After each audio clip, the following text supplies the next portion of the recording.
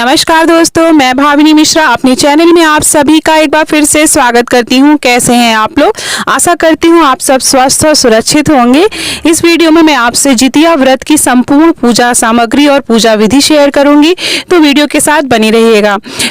जितिया व्रत महिलाएं अपने संतान की लंबी आयु के लिए रखती हैं। यह व्रत अश्विन मास की अष्टमी तिथि को रखा जाता है। तो अब हम जानते हैं कि जितिया व्रत में क्या क्या पूजा सामग्री की जरूरत पड़ेगी। तो पूजा सामग्री आप पूजा घर में कर सकते हैं। महिलाएं एक जगह एकत्र होकर भी पूजा करती हैं। घर में आपको पूजा करनी है या जहाँ पर पूजा स्थल है वहाँ पे पूजा करनी है, तो उसके लिए सबसे पहले गाय का गोबर चाहिए, फल फूल माला चाहिए, नैवेद्य चाहिए। आप जो भी सामान आप भोग में लगाना चाहें वो लगा सकते हैं। पाखड़ की पत्ती चाहिए, डाल चाहिए, एक कुश चाहिए, कुशा चाहिए जिससे जीवित वाहन बनाते हैं। गोबर या मिट्टी से बने हुए चील और सियारिन चाहिए। मादा चील और सियारिन बनाए जाते हैं। गणपति भगवान और माँ गौरी को भी स्थापित करते हैं बहुत से लोग। कलश स्थापना के लिए चावल चाहिए, एक जल से भरा कलश चाहिए और आम के पत्ते चाहिए और रोरी, अक्षत, धूप, दीप, ये सारी चीजें चाहिए। ये थी संपूर्ण पूजा सामग्री। हल्दी चाहिए। तो ये सारी चीजें पूजा सामग्री में शामिल करेंगे। अब मैं आपको बताने जा रही हूँ कि पूजा कैसे करेंगे, पूजा विधि क्या होगी। तो सुबह सुबह स्नान करना चाहिए। सुबह उठ के उठगन या सरगी ले लेते हैं ब्रह्म मुहूर्त से पहले ही।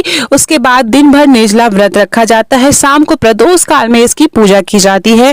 प्रदोष काल में जो है आप सब स्वस्थ कपड़े, पहले साफ सुथरे कपड़े पहनेंगे, श्रृंगार करेंगे और उसके बाद जो है पूजा स्थल को साफ करेंगे। वहां से गाय के गोबर से पूजा स्थल को आप लीप देंगे। अगर गाय का गोबर नहीं मिल पाए तो आप उसे साफ सुथरा करके वहां पे एप्पल बना लेंगे।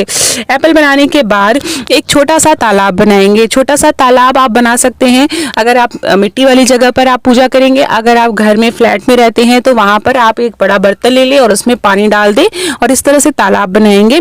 और तालाब बनाने के बाद उसमें एक पाखड़ की डाल डाल देंगे। पाखड़ की डाल डाल देंगे। उसके बाद अब शालीवाहन राजा के पुत्र धर्मात्मा जीवित वाहन भगवान की कुश निर्मित मूर्ति को जल के पात्र में स्थापित करेंगे। कुशा ले लेंगे। कुशा को आप अच्छी तरह से बांध देंगे और उन्हें हम जीवित वाहन भगवान मान लेंगे, स्वरूप मान लेंगे और उनको भी वहां पर पात्र में स्थापित करेंगे। इसके बाद जीवित वाहन भगवान की हम पूजा करेंगे। आप चाहे तो बगल में कलश स्थापना कर सकते हैं। कलश स्थापना में अष्टदल कमल बनाकर उस पर जल से भरा कलश रखेंगे। उसमें अक्षत, रोरी, फूल डालेंगे। उसके ऊपर चावल से भरा कटोरा रखेंगे। बहुत से लोग नारियल रखते हैं या आप उसके ऊपर दीपक जला सकते हैं।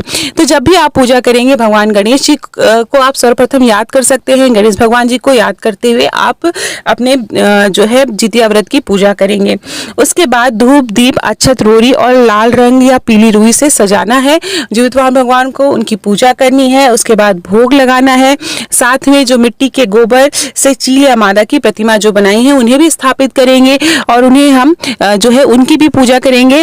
और खास तौर पे रोरी अच्छा लगाएंगे, लेकिन सिंदूर लगाना होता है। चील और सियारिन को सिंदूर लगाना होता है और फिर खुद सिंदूर लगाना होता है। जिनकी सास नहीं है वो पूजा वाले दिन सिंदूर नहीं लगाती हैं, अगले दिन पारण के समय सिंदूर लगाती हैं। जिनकी सास होती है वो उस दिन चील सियारिन को सिंदूर लगाने के बाद खुद सिंदूर लगाती हैं। उसके बाद पुत्र की प्रगति और कुशलता की कामना की जाती है और उसी समय पूजा स्थल पर जितिया के धागे को रखा जाता है।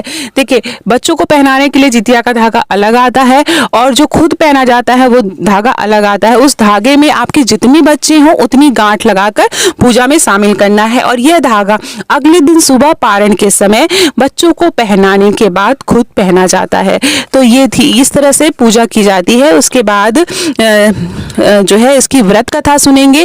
चील सियारिन की व्रत कथा होती है, तो पूरी जो जितिया व्रत की व्रत कथा सुनेंगे। उसके बाद आरती करेंगे। आरती करने के बाद जो है पूजा समाप्त करेंगे। भगवान से जो भी भूल चूक हुई हो उसके लिए माफी मांगेंगे और उसके बाद जो भी घर के बड़े बुजुर्ग हैं, सास हैं, उनका आशीर्वाद लेंगे। फिर अगले दिन हमें पूजा करनी रहती है। सुबह सुबह उठ के सिंदूर टिकना रहता है और पारण करना रहता है। तो उसके बाद दान दक्षिणा करनी होती है। तो ये थी संपूर्ण पूजा विधि।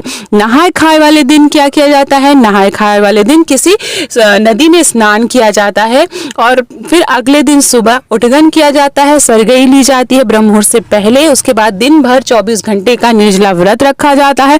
अगले दिन जो है पारण के समय जो है व्रत पारण किया जाता है। सारी चीजें बनाई जाती हैं, जैसे कि बड़ा फड़ा कढ़ी ये सारी चीज़ें बनाई जाती हैं। बहुत से लोग मड़ुआ की रोटी, लोनी का साग खाते हैं और बहुत सी जगह मिथांचल में जो है बहुत से लोग मछली भी खाते हैं।